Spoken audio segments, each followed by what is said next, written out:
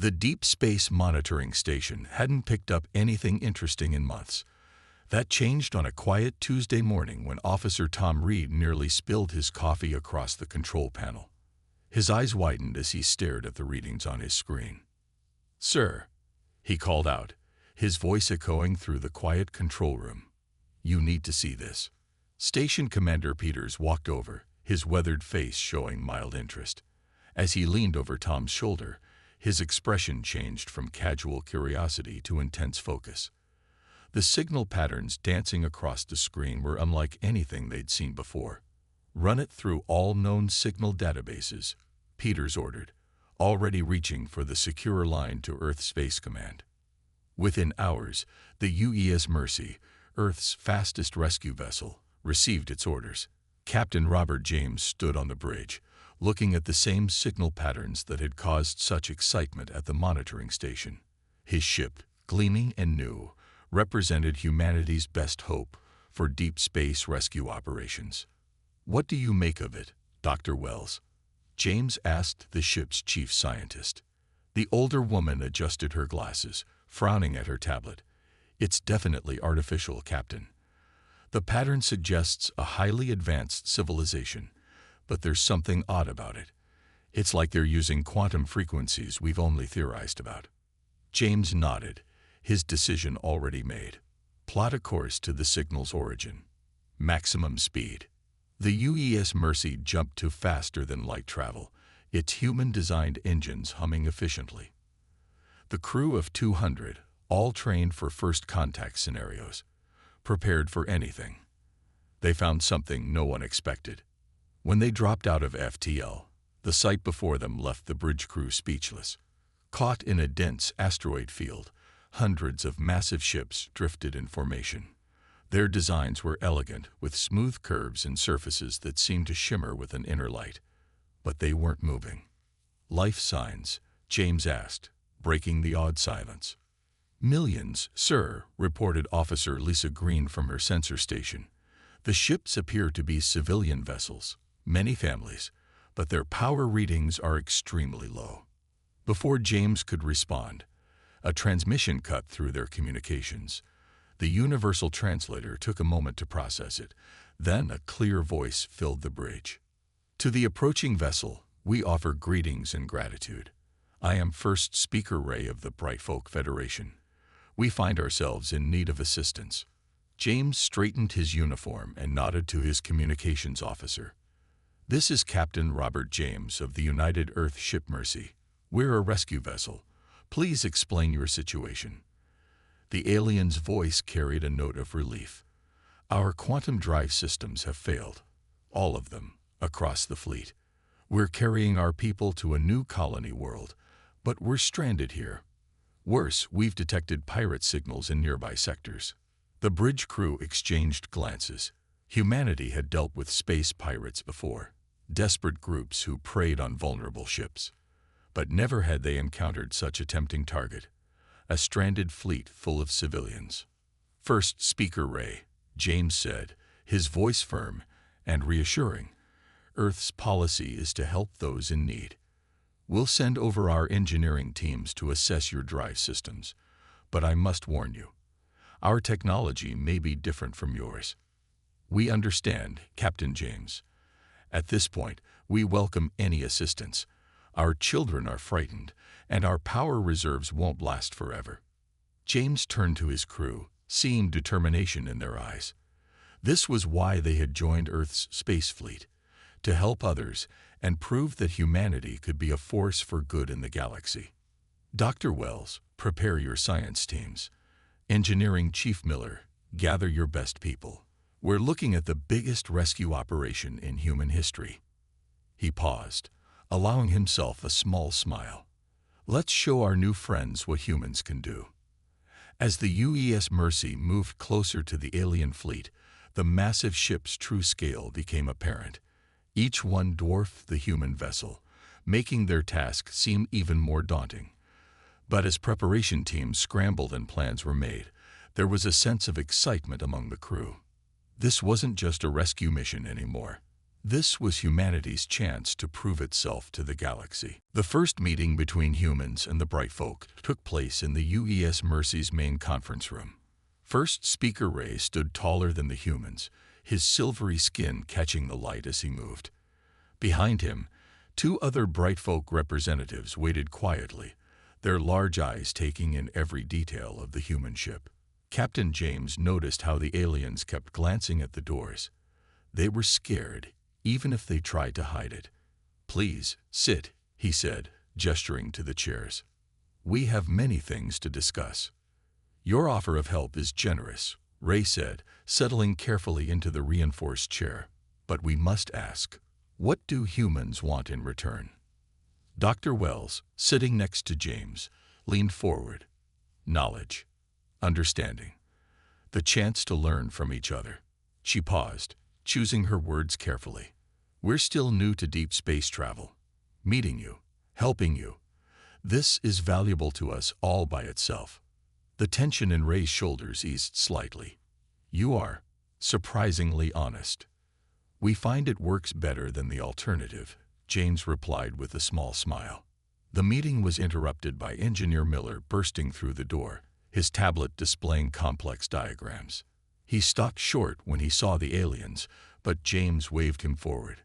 "Sorry, Captain, but you need to see this." Miller placed his tablet on the table. "We've analyzed the Bright Folk's quantum drive signatures. Their technology is incredible, but there's a problem. The drives aren't just broken, they were sabotage." The room grew very quiet.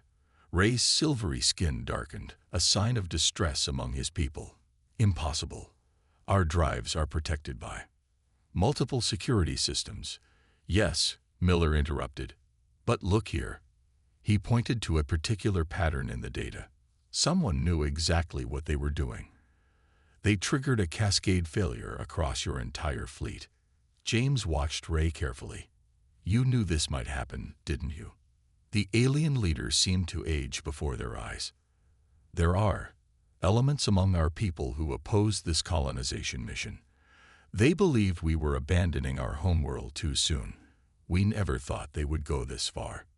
Dr. Wells studied the data. "This is why you were so hesitant to trust us.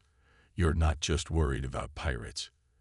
You're worried about saboteurs among your own people." 3 million civilians, Ray said quietly. 3 million lives, including 500,000 children, all at risk because of politics. He stood suddenly, his height now imposing. "If you truly want to help us, humans, understand that you may be dragging yourselves into a complex situation." James stood as well, meeting Ray's gaze.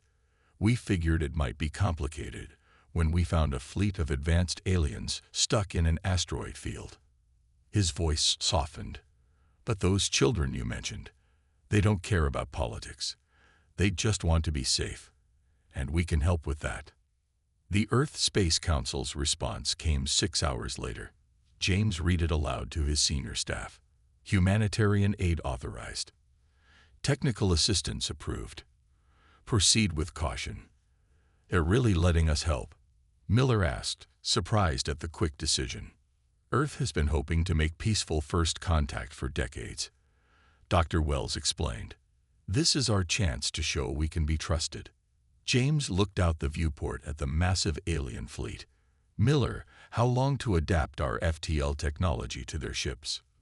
"With their help, maybe 2 weeks. Without it, months." The engineer shrugged. "Their tech is advanced, but it's completely different from ours. We'll have to create something new." 2 weeks is too long," Officer Green interrupted from her station. "Long-range sensors are picking up multiple ships heading this way. Pirates, most likely. They'll be here in 10 days. James tapped his fingers on the console, thinking. Finally, he pressed the comm button. "First Speaker Ray, this is Captain James. We've been authorized to help, but we have a time problem. Would you be willing to share some of your technical knowledge with us? It might help speed things up." Ray's response was immediate. "Captain, at this point, we trust you more than some of our own people. What do you need to know?" James smiled. The real work was about to begin. He just hoped they had enough time to finish it. Engineer Miller hadn't slept in 36 hours. He stood in the makeshift workshop they'd set up between the human and alien ships, surrounded by tools, diagrams, and half-finished devices. Around him, human and Brightfolk engineers worked together, their earlier suspicions forgotten in the face of their shared challenge. "It's like trying to connect old steam engines to a modern electric grid," Miller muttered, staring at the holographic display of the alien quantum drive. "Possible, but not pretty." Bright, one of the alien engineers, floated nearby. The Brightfolk could control their own gravity, which had surprised the humans at first. "Your comparison is accurate," she said. "Our technology operates on quantum principles. Yours uses what we would consider primitive spacefolding. Yet both work." Miller rubbed his tired eyes. 8 days until the pirates arrived, and they were still struggling with the basics. He picked up a power coupling they'd built, a strange mix of human and alien technology. It sparked and died in his hands. "Captain James to engineering." His comm unit crackled. "How's our progress?" Miller sighed. "Slow, sir. We can make the technologies talk to each other, but getting them to work together is harder. It's like..." He searched for a simple explanation. "It's like trying to teach two people who speak different languages to sing together." "Keep at it. The pirates aren't slowing down." The captain's voice carried a hint of worry. As if to emphasize the point, Officer Green's voice came over the general channel. "Long-range sensors show 5 more ships joining the pirate fleet. They know we're here." Miller threw the failed coupling against the wall in frustration. Bright watched it bounce away, her large eyes thoughtful. "Perhaps," she said slowly, "we are thinking about this wrong. We keep trying to make your technology match ours. What if we did the opposite?" Miller turned to her. "What do you mean?" "Your fold drives create a bubble of altered space. Our quantum drives skip through microscopic wormholes, but both move ships through space." She gestured at the failed coupling. "Instead of forcing them to be the same, we could make them work in sequence." Miller's tired brain sparked to life. Like a relay race. First your drive opens the quantum path, then our drive pushes through it. He grabbed his tablet, fingers flying over the surface. "We'd need to synchronize the timing perfectly, but it could work." Bright finished. She touched her own control panel, bringing up new calculations. The next few hours were a blur of activity. Other engineers joined them as the idea spread. Humans contributed their knowledge of space-folding mechanics, while the Brightfolk shared just enough of their quantum secrets to make it work. By the time Captain James arrived to check on them in person, they had a working prototype. "Show me," the captain ordered, looking at the strange device on the test bench. Miller held up what looked like a mess of crystals, wires, and glowing tubes. "We call it the bridge drive. It uses both technologies in sequence. Not as efficient as either drive alone, but it should get the fleet moving." "Should." James raised an eyebrow. "Will," Bright corrected. "We have tested it at small scale. It works. But what?" Miller stepped forward. "But we only have materials to build about 50 of them. The fleet has over 200 ships." James looked between the human and alien engineers. "How many ships can one drive move?" "Maybe 5, if we link them correctly," Miller said. "We'd need to arrange the fleet in clusters, each powered by one bridge drive." "That's still not enough for everyone," James said quietly. "No," Miller admitted. "We'll have 40 ships without power. They'll have to be towed, which will slow us down." The captain was quiet for a long moment. "How long to build and install the drives we can make?" 3 days, if everyone works non-stop," Bright answered. "The pirates will be here in 5, James reminded them. He tapped his comm unit. "Bridge, this is the captain. Sound general quarters. All hands to battle stations." He looked at the engineers. "You have 3 days. Make them count." As James left, Miller turned back to the prototype. His hands were shaking from exhaustion, but he picked up his tools again. Around him, human and alien engineers did the same. They had 3 days to save millions of lives. There was no time for sleep. The pirate fleet dropped out of faster-than-light travel exactly where Officer Green had predicted. 15 ships, their hulls painted black and red, arranged themselves in an attack formation. At their center, a massive vessel bristled with weapons. "They're hailing us," Green announced from her station on the UES Mercy's bridge. Captain James nodded. "Let's meet our uninvited guests." The main screen flickered to life, showing a scared face partially hidden behind a black mask. "This is Captain Black of the Free Space Fleet," the pirate leader said. "You have something that belongs to us." "Funny," James replied calmly. "I don't see your name on any of these ships." Black's laugh was cold. "Look around you, human. 15 warships against 1 rescue vessel. And those pretty alien ships can't even move. Be smart. Leave now, and we'll let you live." James glanced at his tactical display. The bridge drives were only half installed. They needed more time. "What if I told you these ships are under Earth's protection?" "Then I'd say Earth chose poorly." Black leaned forward. "You have 1 hour to leave. After that, we attack."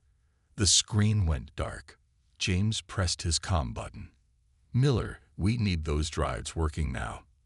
"We've installed 30. Miller's tired voice came back. "Maybe enough to move half the fleet. But they need another hour to charge." "We don't have an hour." James turned to his weapons officer. "Load all missile tubes. Shield generators to maximum." First Speaker Ray's voice cut in. "Captain James, we may be able to help. Our ships still have defensive capabilities. We can share shield harmonics." "Do it," James ordered.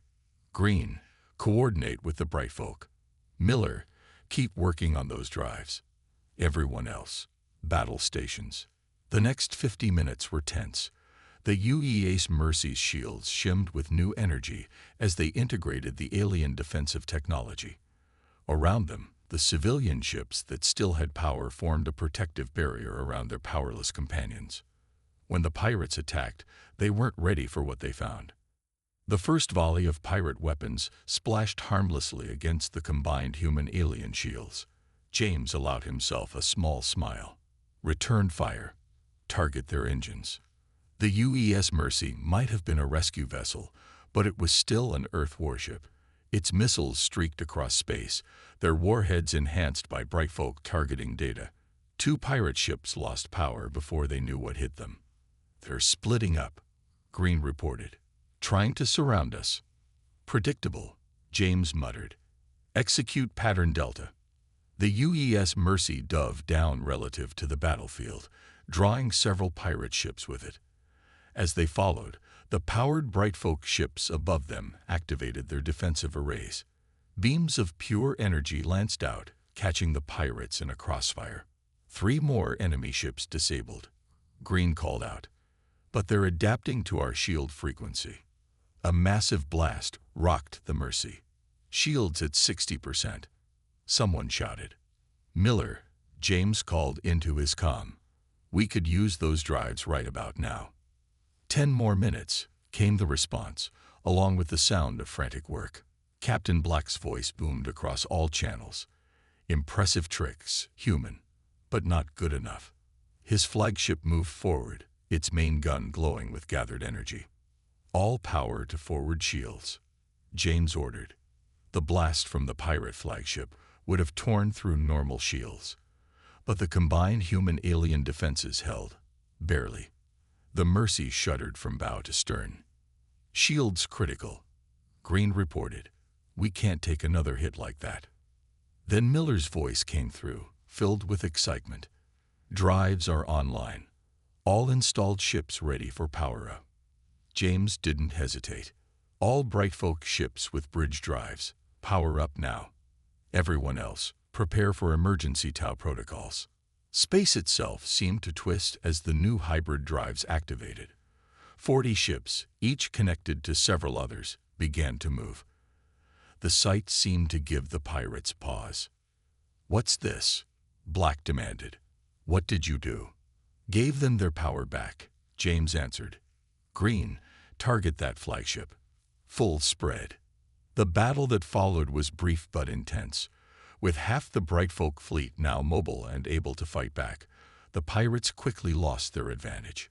Captain Black's flagship turned to run, only to find its path blocked by 3 alien ships, their weapons finally powered up. This isn't over, Black snarled through the comm, but his retreat was already beginning. James watched the pirate fleet flee, leaving their disabled ships behind. He turned to his crew, proud of every one of them. Good work, people, but we're only half done. Let's get those remaining drives installed before they come back with friends. The victory celebration lasted exactly 10 minutes before the long-range sensors started blinking red again. Multiple contacts, Officer Green announced, her face pale. At least 30 ships. Captain Black called for reinforcements. In the makeshift workshop between ships, Engineer Miller wiped sweat from his forehead as he studied the sensor data. 20 bridge drives still needed installation, and they had less than 6 hours before the larger pirate fleet arrived.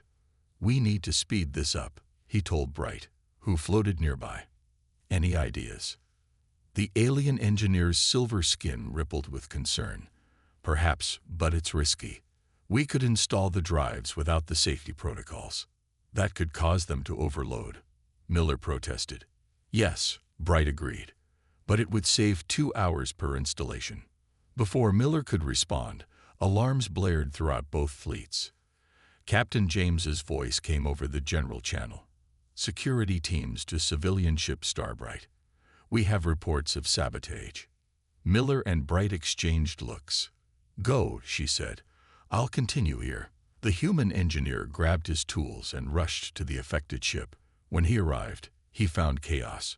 Smoke filled one of the engine rooms, and security teams were dragging away a struggling Brightfolk engineer. The drives are poison, the saboteur was shouting. They'll corrupt our pure technology. First Speaker Ray stood nearby, his usual calm demeanor cracked. We trusted him. He was one of our best engineers. Miller pushed past them to examine the damaged bridge drive. Its crystals were cracked, and several crucial connections had been severed. Worse, he could see signs of tampering on the neighboring units. Captain, he called over his comm, we have a bigger problem. The saboteur damaged multiple drives, and I'm betting he wasn't working alone. James's voice was tight with concern. How bad? 5 drives destroyed. Maybe more damage that we haven't found yet. Miller examined a broken crystal. We don't have enough spare parts to replace them all. There was a long pause. Options. Miller looked at the damaged drive, then at Bright, who had just arrived. Remember that risky idea we were discussing? It just got riskier. We could salvage parts from the damaged drives, combine them with the remaining new ones, build fewer but more powerful units. Would they be safe? James asked. No, Bright answered honestly. They would be highly unstable, but they could work long enough to get us to safety. Another alarm blared. Pirate fleet accelerating. Green's voice reported.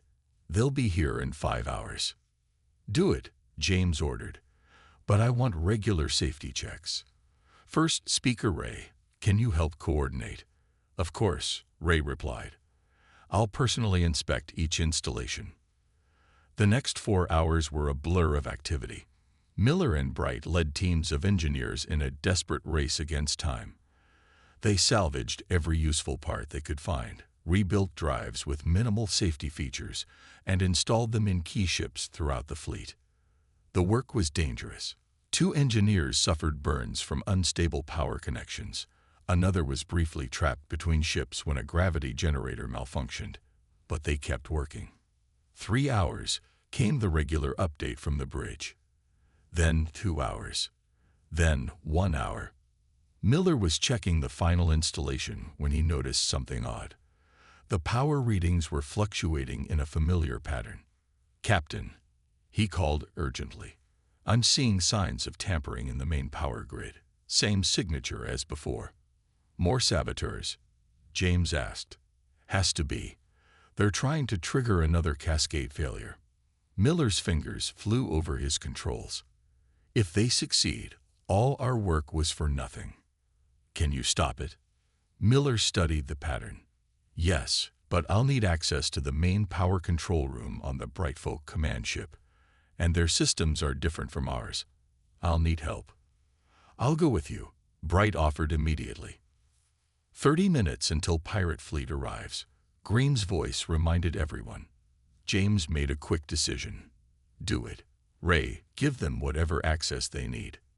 Miller and Bright raced through the alien ship's corridors, following Ray's directions. Behind them, the pirate fleet grew closer. Ahead of them, somewhere, saboteurs were working to doom both fleets. They had 30 minutes to save everyone, and the clock was ticking. The power control room of the Brightfolk command ship looked like it had been hit by lightning. Sparks flew from damaged panels, and emergency lights cast everything in a red glow. Engineer Miller and Bright found 3 unconscious Brightfolk engineers on the floor. They're alive, Bright said, checking them quickly. But the saboteurs are gone. Look at this, Miller pointed to the main console. Complex code scrolled across the screen. They're trying to overload all the bridge drives at once. The ship's speakers crackled. 15 minutes until pirate fleet arrives, Officer Green's voice announced. 30+ enemy ships detected. Miller's hands flew across the alien controls with Bright guiding him. The saboteurs knew what they were doing, he muttered. They'd locked us out of most systems. Captain James to all ships. The command channel activated. Battle formations. All civilian ships to the center. UES Mercy will take point. Through the control room's window, Miller watched the massive fleet rearrange itself. The few fully powered ships moved to protect the others, forming a defensive wall. The UES Mercy, tiny compared to the alien vessels, took up position at the front. 10 minutes. Green updated. Enemy ships charging weapons. Found it, Miller shouted. The saboteurs left a backdoor in the power grid. Bright, can you access the quantum protection protocols? The alien engineer moved to another console. Yes, but, Miller, look at these readings. The bridge drives are already destabilizing. Miller saw she was right. The hybrid drives were pulsing with dangerous energy. If they overloaded, they'd take half the fleet with them. Captain, he called over his comm. We have a problem. The drives are going to blow. Can you stop it? James asked, his voice tense. Miller studied the readings. Yes, but we'll have to shut down all safety systems. The drives will only work for one jump after that. One jump is all we need. Do it. 5 minutes to enemy contact, Green announced. Miller and Bright worked frantically, their hands dancing over the controls. Around them, the ship hummed with unstable energy. Through the window, they saw the first shots fired. Bright streaks of weapons fire from the approaching pirate fleet. Shields holding. Someone reported over the general channel. Returning fire. The battle began in earnest. The UES Mercy darted between larger ships, its human-made weapons enhanced by alien technology. The powered Brightfolk ships added their own fire, their energy weapons cutting through space. But there were too many pirates. Shields at 40%. Hull breach on Deck 3. 2 civilian ships taking heavy damage. The reports kept coming as Miller and Bright made their final adjustments. Ready, Miller called to the bridge. But Captain, everyone needs to jump at exactly the same moment. If any ship is late, they'll be torn apart by the quantum backwash, Bright finished. 2 minutes, Green called. Enemy closing from all sides. Captain James's voice was steady. All ships, prepare for emergency jump. Engineer Miller will give the signal. Miller watched the power readings climb. The bridge drives were glowing so bright they looked like small suns. Almost there. A massive blast rocked the ship. Direct hit. Someone shouted. Shields failing. Now, Miller shouted. Everyone jump now. He slammed his hand down on the activation control. Space itself seemed to bend around them. Through the window, he saw the impossible sight of hundreds of ships, human and alien together, creating a massive quantum-fold tunnel. The pirate fleet fired one last desperate volley. Energy beams and missiles streaked toward them. But they were already gone. The jump lasted only seconds, but it felt like years. When they emerged, the damaged drives exploding harmlessly behind them, Miller saw unfamiliar stars through the window. "Report," James called over the general channel. "All ships sound off." One by one, the ships reported in. Against all odds, every single vessel had made the jump successfully. "Location check," James ordered. Officer Green's voice was filled with relief. "We're exactly where we planned, sir. Just outside Brightfolk colonial space. Safe." Miller looked at Bright, saw his own exhaustion mirrored in her alien features. They had done it. Humans and aliens, working together, had beaten impossible odds. The celebration was about to begin, but Miller had one more question. "Captain," he called, "what do we do now?" James's answer was immediate. Now we help our friends build their new home." 3 months after the Great Escape, the colony world of New Dawn sparkled beneath its twin suns. Where there had been only empty plains, a city now rose, its architecture blending human practicality with Brightfolk elegance. Captain James stood at a viewing platform, watching construction teams work below. Humans and Brightfolk moved together efficiently, having learned to understand each other's methods. The sight made him smile. "Quite a view, isn't it?" Engineer Miller joined him at the railing. He looked different now, more rested, though his hands still showed burns from that final desperate jump. "Hard to believe it's the same place we found 3 months ago," James agreed. "How are the new drives working?" Miller grinned. "Better than we hoped. The Brightfolk engineers helped us understand their quantum mechanics, and we showed them our full technology. The new hybrid chips are twice as fast as anything either of us had before." Below them, a group of children ran past, human kids from the Mercy's crew families playing with young Brightfolk. They had invented some kind of game that used the Brightfolk's natural ability to float. First Speaker Ray appeared on James's other side, his silver skin gleaming in the sunlight. "The Earth Council's delegation arrives tomorrow," he said. "Are you ready for the ceremony?" James nodded. Today was his last day as emergency commander. Tomorrow, official diplomatic relations would begin. "Everything's prepared. Though I still think you're being too generous." "Generous?" Ray's skin rippled with amusement. "You saved 3 million of our people. Sharing our medical technology and helping establish a joint colony is the least we can do." A small ship zipped overhead, one of Bright's designs.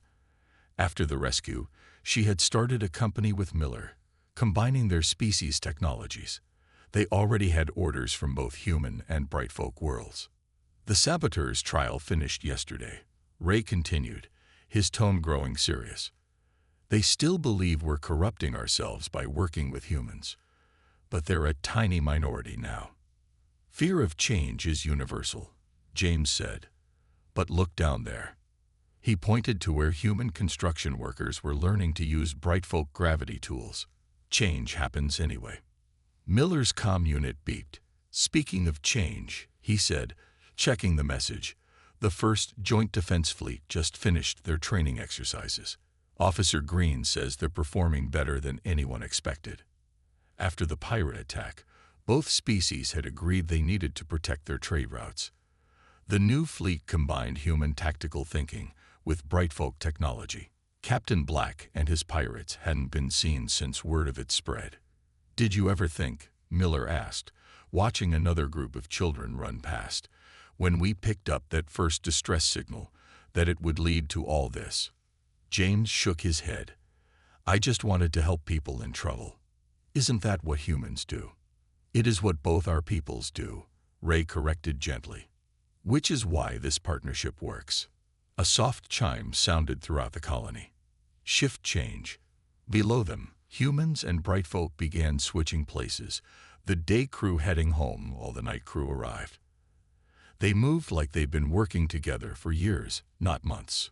The Earth Council wants to establish more joint colonies, James said. They're calling it the Unity Project. Ray nodded.